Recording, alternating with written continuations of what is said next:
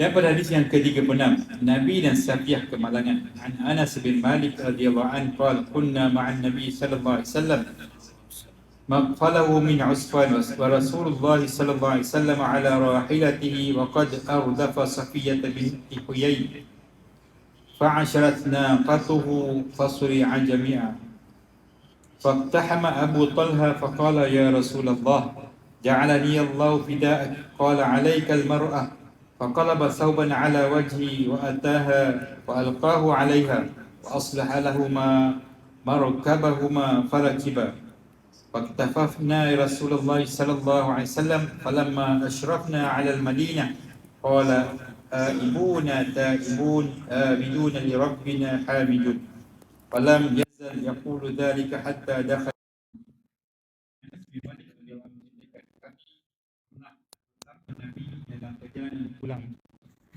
dalam perjalanan kami pernah bersama Nabi dalam perjalanan pulang baginda dari Usfan ya. Pada ketika itu Rasulullah SAW berada di atas tunggangan baginda sambil membonceng Safiyah binti Huyai ya. Tiba-tiba unta baginda tergelincir sehingga mereka berdua jatuh. Abu Talha bergegas membantu kedua mereka lah, membantu Nabi ya, sambil berkata, wahai Rasulullah, biarlah Allah menjadikan aku sebagai tebusanmu. Namun Nabi berkata, pergi bantu Safiyah. Abu Talha menutup wajahnya dengan selai baju lalu mendekati Safiyah, kemudian melemparkan baju itu kepadanya. Selepas itu Abu Talha membaiki semula tempat tunggangannya, lalu mereka berdua menunggang semula. Akhirnya kami dapat menolong Rasulullah. Selepas itu setelah kota Madinah mula kelihatan, baginda SAW pun menyebut ayat ibuna taibun abiduna li rabbina hamidun. Kita kembali sebagai hamba yang bertaubat, pengabdi pemuji Tuhan kita. Tidak berhenti-henti Nabi menyebutnya sampai masuk ke kota Madinah. Ini sunnah yang kita tak pernah buat, dan kita mungkin baru dengar tentang ini ya. Ini antara ayat Nabi baca bila nampak bandar tersebut. Nabi akan baca ibuna taibuna abiduna li rabbina hamidun. Ya, dalam hadis yang kita dengar ini pun menceritakan Nabi SAW bila Abu Talha kan, mana bila unta tu tergelincir, Nabi seolah terjatuh bersama dengan isteri Nabi daripada yang asal daripada keturunan Bani Quraizah ni, iaitu Safiyah binti Huyai ya, dan mereka berdua berjatuh. Jadi Abu Talha nak mengambil Nabi kata tolong isteri dulu. Maknanya dalam keadaan darurat dibenarkan. Okey, hadis yang kedua pula, Anas bin Malik menceritakan bahawa dia dan Abu Talha pulang bersama Nabi. Ketika itu turut bersama Nabi ialah Safiyah yang membonceng di atas tunggangan baginda. Di tengah perjalanan tiba-tiba unta baginda tergelincir. Nabi dan isteri terjatuh. Lantas Abu Talha datang kepada Rasulullah, wahai Nabi Allah, biarlah Allah menjadikanku sebagai tebusanmu. Tadi kes pertama tadi ni samalah Abu Talha juga tapi yang menceritakan ini Sayyidina Anas ya. Baginda menjawab, tidak, tetapi pergilah tolong perempuan tu. Perempuan tu maksudnya isteri Nabi lah. Abu Talha menutup wajahnya dengan selai baju lalu mendekati Safiyah, kemudian melemparkan baju itu kepadanya. Perempuan itu dapat bangun sendiri. Selepas itu Abu Talha membaiki semula tempat tunggangan, lalu mereka berdua menunggang semula. Lalu mereka melanjutkan perjalanan hingga mereka mula dapat melihat kota Madinah. Baginda menyebut ibuna taibuna abiduna li rabbina hamidun. Maksudnya kita kembali sebagai hamba yang bertaubat, pengabdi dan pemuji Tuhan kita. Tidak henti-henti Nabi menyebutnya sampai masuk ke kota Madinah. Ya, ini hadis daripada Imam Bukhari. Ya, meletakkan hadis ini dalam kitab jihad. Catatan diberi penulis dalam situasi kecemasan, seorang suami sejati akan mengutamakan keselamatan isterinya melebihi dirinya. Lumrah hidup berumah tangga, ada ketika kita akan mengalami kejadian pahit bersama pasangan. Kejadian ini boleh menjadi kenangan manis pula pada kemudian hari. Yang ketiga, Abu Talha adalah ayah tiri kepada Anas bin Malik. Abu Talha ni merupakan ayah tiri kepada Anas bin Malik. Kerana bila bapanya meninggal, Abu Talha ni berkahwin dengan Ummu Sulaim, iaitu ibu kepada Anas bin Malik. Yang keempat pula, zikir pulang ke rumah ialah sunnah Nabi yang belum mesra dalam kalangan masyarakat kita pada hari ini. Saya yakinlah tak ada seorang pernah dengar zikir Nabi buat ni kan. Ini kali pertama buat. Apa Nabi baca? Ibuna abiduna li rabbina hamidun. Ni zikir buat. Zikir Nabi buat apabila nampak bandar. Kita nampak bandar Kuala Lumpur lah, KLCC kan. Kita tak nampak bandar Madinah kan. Madinah tu namanya bandar lah. Jadi bila kita baik nampak tu, kita banyakkan zikir. Zikir Nabi baca ni itulah. Kita kalau kita hafal, bacalah. Kalau tak hafal, bacalah subhanallah bihamdihi subhanallah azim pun tak apa juga. Kita nak tunggu hafal bila kan. Tapi benda tu tak banyak. Tiga rangkap je. Ibuna ta'ibun, abiduna li rabbina hamidun. 4 rangkap je. Kalau kita boleh hafal tu baguslah ya, untuk kita bila kita nampak pekan, bila nampak apa ni bandar tu, kita baca kan. Kita kembali sebagai hamba yang bertaubat, pengabdi dan pemuji Tuhan kita ya. Ini hadis yang seterusnya tentang Nabi kemalangan lagi. An Zuhriyya qala akhbarani Anas bin Malik al-Ansari anna Rasulullah sallallahu alaihi wasallam rakiba farasan fajuhasha siquhu al-ayman. Qala Anas radhiyallahu an فصلى لنا يومئذ صلاة من الصلوات وهو قاعد وصلينا وراءه قعودا ثم قال لما سلم إنما جعل الإمام ليؤتم به فإذا صلى قائما فصلوا قياما وإذا ركع فاركعوا وإذا رفع فارفعوا وإذا سجد فاسجدوا وإذا قال سمع الله لمن حمده فقولوا ربنا ولك الحمد. Az-Zuhri berkata bahawa Anas bin Malik Al-Ansari radhiyallahu anhu menceritakan bahawa pernah Rasulullah menunggang kuda kemudian jatuh terhempas pada lambung kanannya. Anas bin Malik adalah berkata, maka baginda mengimami kami dalam satu solat pada hari itu dalam keadaan duduk. Kan Nabi kerana terjatuh daripada terjatuh daripada kuda tersebut ya. Nabi menunggang kuda, jatuh kena bahagian kanan ya. Jadi disebabkan itu Nabi terhempas sakit kan, Nabi tak mampu nak berdiri kan, Nabi pun solat duduk. Maka kami pun solat duduk juga di belakang baginda ya. Selepas memberi salam, Nabi pun bersabda, sesungguhnya imam untuk diikuti. Jika dia solat berdiri, maka solat berdiri. Apabila dia rukuk, maka rukuklah. Apabila dia mengangkat kepala, maka angkatlah kepala. Apabila dia sujud, maka sujudlah. Apabila disebut sami'allahu liman hamidah kan, semoga Allah mendengar orang yang memujinya, maka sebutlah rabbana walakal hamd ya, Tuhan kami milik engkau lah, Tuhan kami milik engkau lah pujian. Riwayat Bukhari ya. Jadi pertama sekali tadi berkenaan dengan Nabi solat duduk ni ya. Nabi solat duduk, apa Nabi bagi tahu kan, imam itu untuk diikuti. Jika dia solat berdiri, maka solatlah berdiri kan. Maknanya Nabi kata solat berdiri jugalah. Tapi walaupun imam tu tak mampu solat duduk, kita yang mampu berdiri kena berdiri juga ya. Apabila dia rukuk, apabila imam rukuk, baru kita rukuk. Jangan kita rukuk bersama imam. Ada kadang-kadang di kalangan jemaah nak dapat takbiratul ula tu, imam Allah sama-sama Allah dengan imam.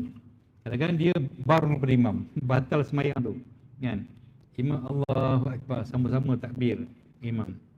Dia kalau sekali tu kita tak perasan, kalau 3 kali berturut-turut batal solat kan. Jadi imam dah baru kita Allahu Akbar. Begitu imam dah Allahu Akbar rukuk, baru kita rukuk. Sami Allah hamidah, baru kita bangun. Itu yang terbaiklah. Jangan sami Allah kita sama-sama imam. Kena pula imam tu jenis yang lambat. Ada macam satu tempat tu lah. Ketika mana dia Allahu Akbar, dia baru duduk setengah jalan, makmum dah sujud dulu.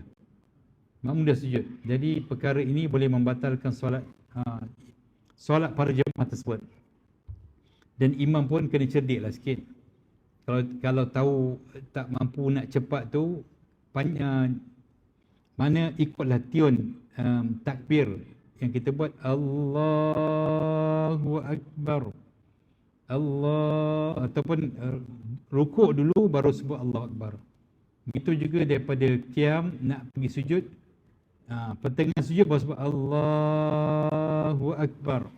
Ni Allahu Akbar, rupanya baru tengah-tengah makmum ingatkan imam dah habis, makmum sujud daripada imam tak mampu nak sujud dulu sebab keadaan kesihatan imam. Tapi makmum tu kena pastikan kan imam dah sujud baru kita letak. Tapi kalau kita buat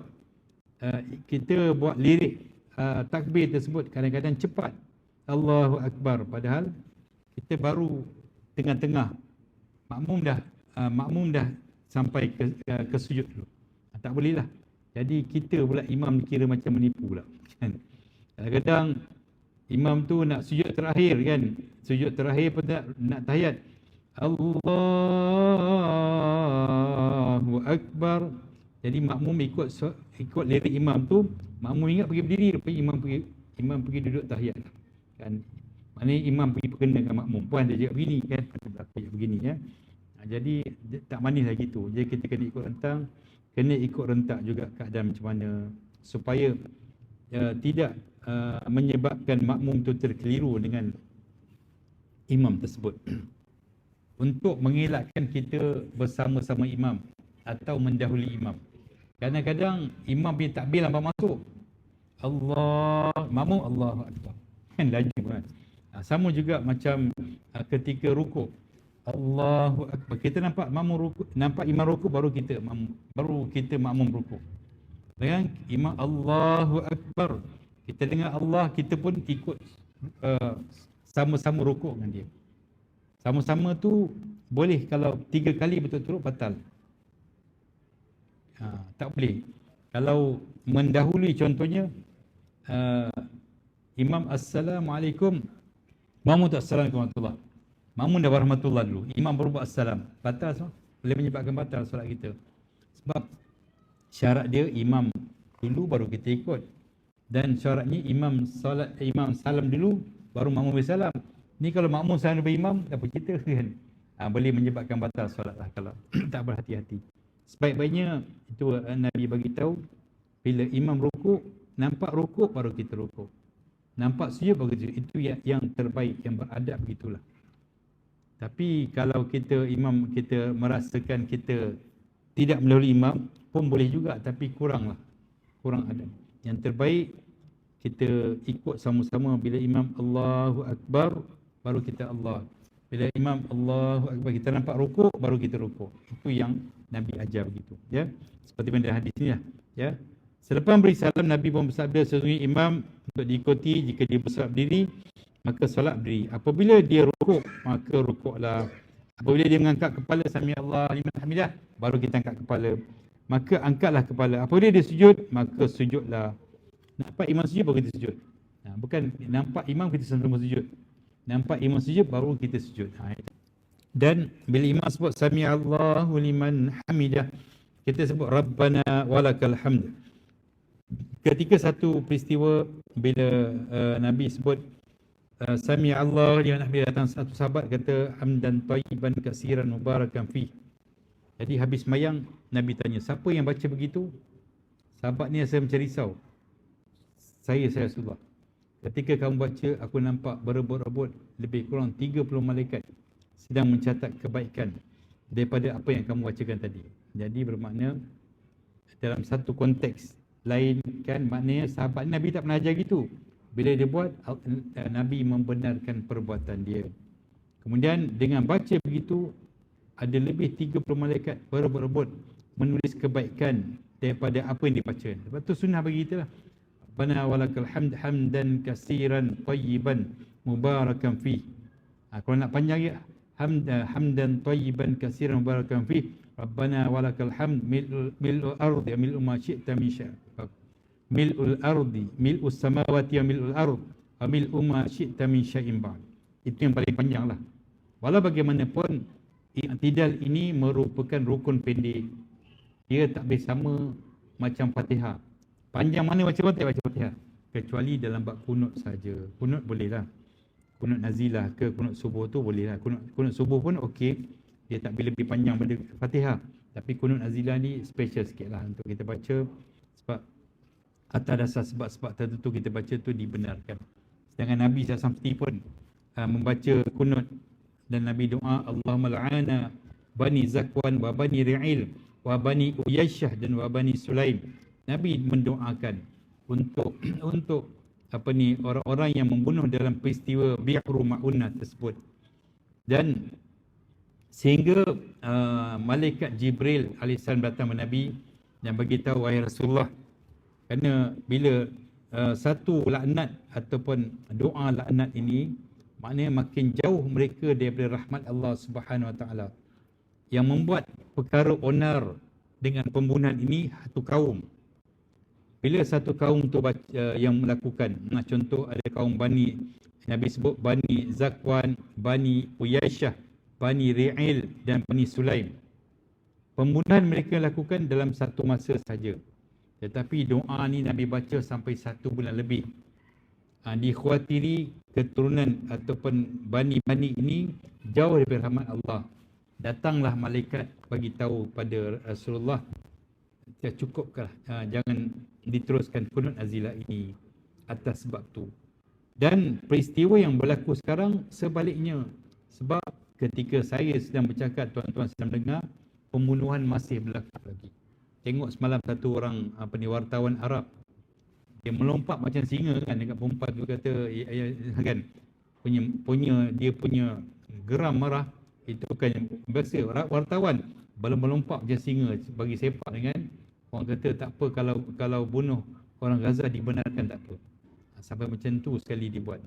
Ini merupakan satu perkara yang digalakkan kepada kita untuk kita membaca kunut tersebut, ya.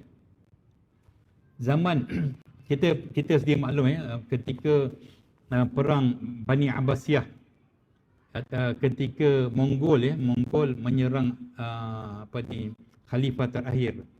Yang Mongol bagi tahu, senang cerita, engkau bagikan semua, serahkan tahtamu pada kita. Kalau engkau tak buat gitu, bila kami menyerang, tak ada satu benda atas muka bumi dapat menahan kemarahan kita ni. Jadi khalifah lambat bertindak. Apabila masuk, kan, dalam peristiwa ni adalah penipuan ataupun pengkhianatan dilakukan oleh orang kepercayaan khalifah. Antaranya dikurangkan tentera dan sebagainya, sehingga tentera tak dibayar gaji berada, sehingga orang malas nak jadi tentera sebab tak dapat duit. Sedangkan duit ada. Kemudian khalifah ini dikhabarkan dengan berita yang tak betul. Dia kata sekarang Baghdad dah ditawan.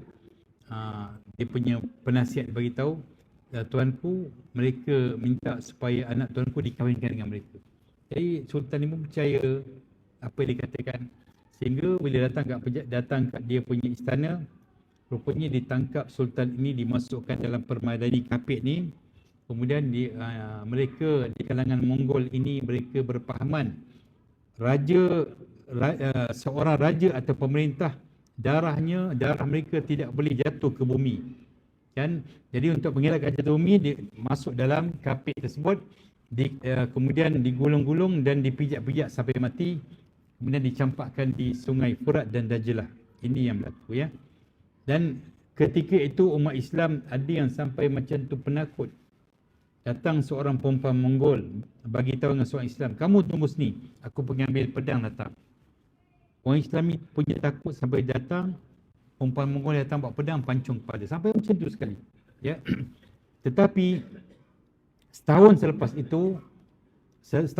tu Mongol ni nak pergi serang Mesir. Mesir ketika itu dipimpin oleh seorang remaja yang berusia 15 tahun. Ada konflik sebelum tu kerana bapaknya terbunuh, kemudian anak 15 tahun. Jadi ketika itu Saifuddin Qutuz nama dia. Kita jarang dengar nama sebegini. Dia tak stop seperti Salahuddin Al-Ayyubi atau Sultan Muhammad Fatih. Tapi Saifuddin ini merupakan panglima perang dia. Jadi dia terpaksa atas kemaslahatan, dia merampas kuasa, dia dipenjarakan atas kemaslahatan, penjarakan ibu dan anak ni dalam satu rumah kurungan lah letak.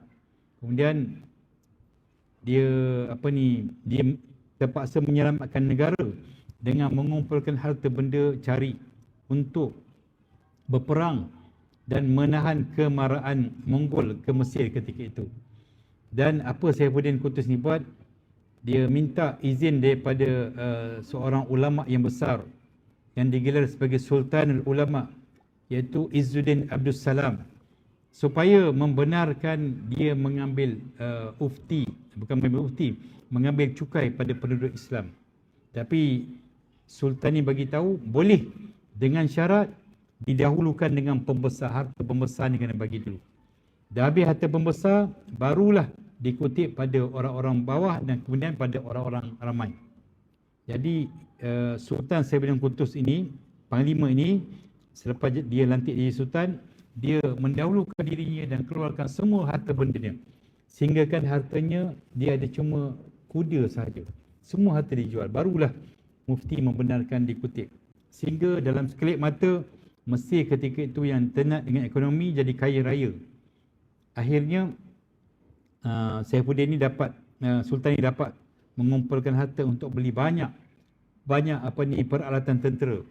Dan ketika itu datanglah 4 wakil Mongol datang bagi amaran kepada Raja Saifuddin atau Sultan Saifuddin ni. Kata, kami ni datang, kami minta cara baik. Kamu serahkan semua jawatan kamu kepada saya. Kamu pergi tempat lain. Kalau kamu tak buat, kami bila datang, tak ada satu benda yang boleh menahan kemarahan kita. Kami akan bunuh seperti mana kami buat di Baghdad. Kata keempat wakil ni. Apa Saifuddin Qutuz ni buat? Sultan Saifuddin ni dia penggal 4 kepala orang wakil. Dia penggal 4 kepala ni, diletak dekat pintu kan, letak kat 4 pintu gerbang Mesir. Kemudian apabila Raja Hulagu Khan ni tahu, dia jadi marah. Dia pun hantarlah panglima perang dia. Ketika dia menyerang Mesir dengan 200,000 bala tentera. Jadi ketika dia nak datang nak menyerang, tiba-tiba Khan kepada Khan yang besar, ya, nama dia anak kepada Genghis Khan, nama dia Mangki Khan, ya. Mangki Khan ni mati. Jadi ada 3 orang wakil, ada 3 orang penggantinya. Antaranya Kublai Khan, Hulagu Khan dan seorang lagi. Seorang lagi ni Islam lah. Jadi yang Islam ni dia tak puas hati dengan Hulagu ini kerana dia membunuh jutaan umat Islam ketika itu. Berikan 2 juta umat Islam. Jadi Hulagu ni pula tak jadi nak pergi serang. Dia wakilkan kepada panglima perang kita buka, ya. Dan Hulagu ni pergi bawa sebahagian bertentera dia, daripada 200,000 tu dia bawa sebahagian besar untuk pergi untuk mendapatkan tahta sebagai pemerintahan yang tertinggi. Jadi ketika pergi itu, datanglah wakil ni, panglima ni yang diwakilkan ni untuk menyerang. Jadi apa yang dia buat? Jadi Saifuddin Qutuz ni bersama dengan Panglima Ruknuddin, mereka berpakat dan dia maafkan seterus-terus dia, dan dia bersatu untuk memerangi dan menahan daripada kemarahan Mongol ini. Dan akhirnya berkat bersatu dapat mengalahkan Mongol. Itulah, kalau tidak kerana mereka berbuat begitu, saya Mongol ni akan sampai kepada Afrika dan sebahagian besar Eropah. Tapi sampai dekat Mesir je, dia telah dapat mematahkan sehingga panglima perang yang bernama Kitu Bukain dapat ditangkap dan dipenggal kepala dia. Inilah satu jasa baik yang menyebabkan Mongol setakat itulah dia tak pergi ke mana. Dia punya dahsyatnya kejahatan Mongol ni, ketika mana dia nak menawan satu-satu negeri, kan, dia buat helah dengan dia bagi 1,000 ekor kucing. 10,000 ekor kucing dia bagi. Jadi kononnya berdamailah. Berdamai dia bagi 10 kucing, dan kerajaan di tempat yang dibagi tersebut tidak menyangka apa yang dia buat ni satu perbuatan yang khianat.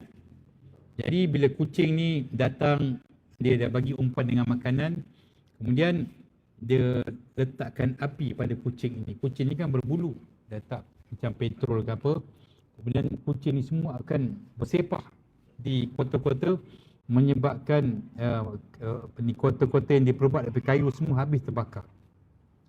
Bila kota terbakar, mereka sibuk nak memadamkan api, ketika itulah mereka menyerang dan membunuh. Ini cara yang kotor dia buat dengan menzalimi binatang dan menzalimi manusia sekali, ya. Tetapi datangnya Sultan Saifuddin Qutuz ini dapat menghapuskan dan dapat menahan supaya dapat menahan kemarahan Mongol daripada menjadi lebih besar, dan akhirnya mati begitu je lah. Sampai sekarang kita lihat mana Mongolia tak ada apa dah. Dan sekarang ni pun tempat latih kuda lah. Sampai sekarang kehebatan mereka dalam menunggang kuda memang hebat.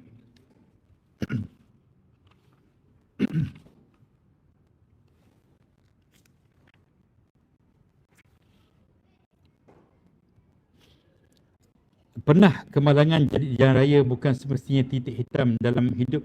Bahkan Nabi beberapa kali kemalangan. Imam Az-Zuhri ialah ulama generasi tabi'in paling terkemuka di Madinah pada zamannya. Tadi hadis tadi diriwayatkan oleh Az-Zuhri, ya. Az-Zuhri. Nah, kemudian beliau sempat berguru dengan sekitar 10 orang sahabat. Ya, 10 orang sahabat. Imam Malik As-Sawri dan Ibnu Uyainah antara nama besar yang turut meriwayatkan hadis daripada beliau.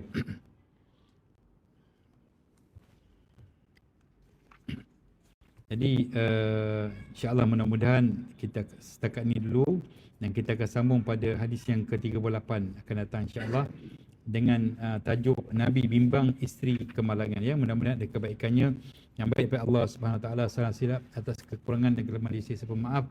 Saya akhir nafas yang mulia, aqulu qawli hadza wa astaghfirullahal azim. Wabillahi taufiq wal hidayah. Assalamualaikum warahmatullahi wabarakatuh.